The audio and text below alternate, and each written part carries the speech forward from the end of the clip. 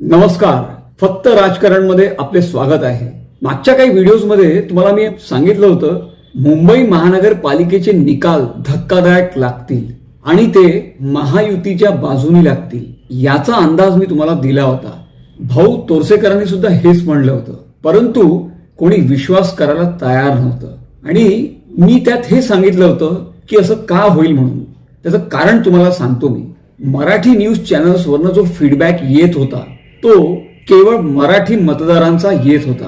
कुठलेही चॅनल्स पहा तुम्ही, त्यात मराठीचा मुद्दा हेच ऐकू येत होतं.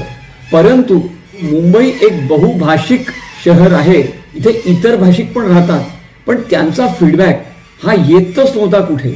आणि मी त्या व्हिडिओमध्ये हे सुद्धा सांगितलं होतं की काही मराठी वोटर्स जे उबाठा आणि मनसेवाले आहेत ते खूप वोकल होते, खूप अग्रेसिव्ह होते. त्यांचा फीडबॅक सतत टीव्हीवर सोशल मीडियामधून आपल्याला पाहायला मिळायचा, परंतु दुसऱ्या बाजूचा फीडबॅक येत नव्हता. आणि जेव्हा दुसऱ्या बाजूचे लोक जेव्हा काहीही बोलत नाही तेव्हा ते बनतात सायलेंट वोटर्स.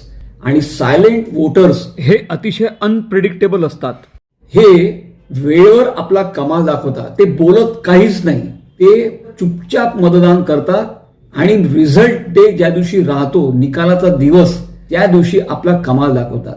आणि तुम्हाला त्या व्हिडिओ मी म्हणलं होतं की बीजेपीचे वोटर्स हे सायलेंट वोटर्स असतात.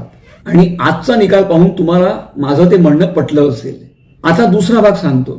या निकालामुळे कोण जिंकलं खरं? केवळ महायुती बीजेपी शिंदे सेना नाही जिंकली, यात जिंकला आहे मराठी माणूस. आता तुम्हाला वाटलं असेल आश्चर्य की मराठी माणूस जिंकला कसा? तुम्हाला असं वाटलं असेल की ठाकरे बंधू हारले म्हणून मराठी माणूस हारला. तसं नाही आहे. मराठी माणसांनी हे दाखवून दिलेलं आहे की ठाकरे बंधू म्हणजे महाराष्ट्र नाही आणि ठाकरे बंधू म्हणजे मराठी नाही. मराठी माणूस स्वतंत्र विचार करतो. पण ठाकरेंना एक गैरसमज होता की महाराष्ट्रातला मुंबईतला प्रत्येक मराठी माणूस म्हणजे हे दोघं भाऊ, असा यांचा समज किंवा गैरसमज झाला आणि त्याचा त्यांना झाला धोका.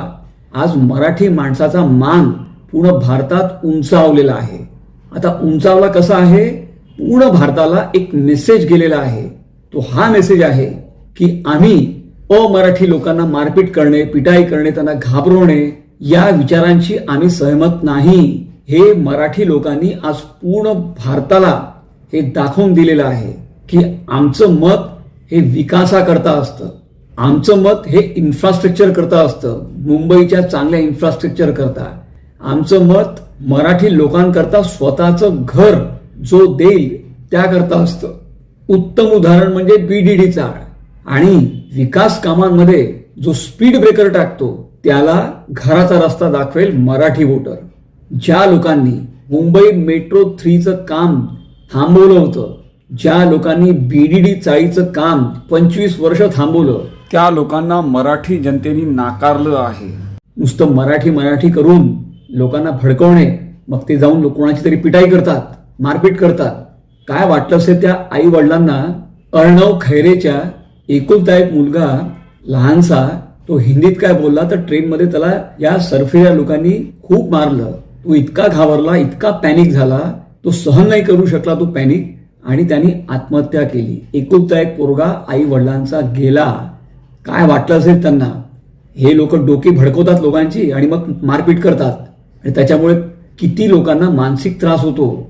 त्या पोराचा जीव गेला. हे असले प्रकार मराठी माणसाला आवडत नाही. बरं, मराठी माणसाला असे हिंसक प्रकार आवडत नाही. मराठी माणसाला पाहिजे आहे विकास, फालतूची बडबड नाही, केवळ विकास. आणि मराठीचा मुद्दा बीजेपी करता, देवेंद्र फडणवीस करता महत्वपूर्ण आहेच. म्हणून मराठी भाषेला अभिजात भाषेचा दर्जा हा देवेंद्र फडणवीस, एकनाथ शिंदे, मोदीजींनी दिला. या लोकांनी काही प्रयत्न केले नाही त्याकरता. त्यामुळे मराठी माणसाचे जे ठेकेदार, जे ठराविक लोक बनले होते, आज त्यांना कळलं आहे की मराठी माणूस हा कोणा एका पार्टीची जागीर नाही. भाषेकरता कोणाची मारपीट करणे, लोकांना भडकवणे आणि हे दाखवणे की तुम्ही जर का आम्हाला मत दिलं तर मुंबई वाचेल, तरच मराठी वाचेल, आणि त्यांना जर का मत दिलं तर मुंबईचं काही खरं नाही, मुंबईला महाराष्ट्रापासून तोडून देतील, मराठी भाषा संपून जाईल. अरे मराठी भाषा आणि महाराष्ट्र तुमच्या अहंकारापेक्षा खूप मोठा आहे. अतिशय उच्च भाषा आहे मराठी. त्याचा ठेका कोणीच घेऊ शकत नाही. आणि या लोकांनी तो ठेका घ्यायचा प्रयत्न केला की आम्हीच सर्वे सर्वा, पण ते मराठी लोकांना रुचलं नाही. हा एक फीडबॅक या दोघा भावांना या इलेक्शनमधनं मिळाला आहे. नकारात्मक विचार, नकारात्मक कॅम्पेन, टोमणे, उर्मटपणा, भांडणं हे लोकांना आवडत नाही. मागचे व्हिडिओज पहा माझे तुम्ही, त्यात हे सगळे विषय मी मांडलेले आहेत. निकाल यायच्या पहिले ते सगळे माझे ऑब्झर्वेशन्स बिलकुल बरोबर होताना दिसत आहेत. तुम्हाला काय वाटतं? तुमचा अभिप्राय कळवा. जर का व्हिडिओ आवडला तर लाईक, शेअर, हाईप करा. व्हिडिओला शेअर करा, चॅनलला सबस्क्राईब करा आणि बेल आयकॉन दाबा, म्हणजे तुम्हाला पुन्हा नवीन व्हिडिओ पाहायला मिळेल. पाहत रहा फक्त राजकारण. धन्यवाद.